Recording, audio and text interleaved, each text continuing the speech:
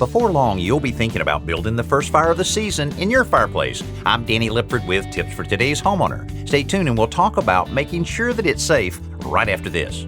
Ready for some home improvement inspiration? Full episodes and seasons of today's Homeowner TV are now available on Crackle and Prime Video.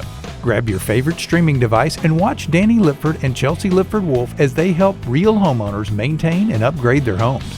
Get their expert how-to advice and simple solutions to make your house the best-looking one on the block. Watch for free on Crackle and on Prime Video for subscribers. Search for today's homeowner and start watching today. One of the most ignored parts of your home is the chimney, and that can mean disaster for your family. Now is the time to have your chimney inspected by a certified chimney sweep.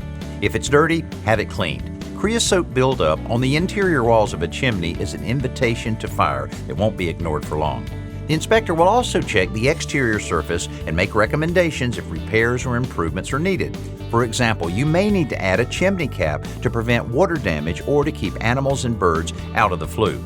Once the chimney and fireplace pass inspection, it's your responsibility to use them safely.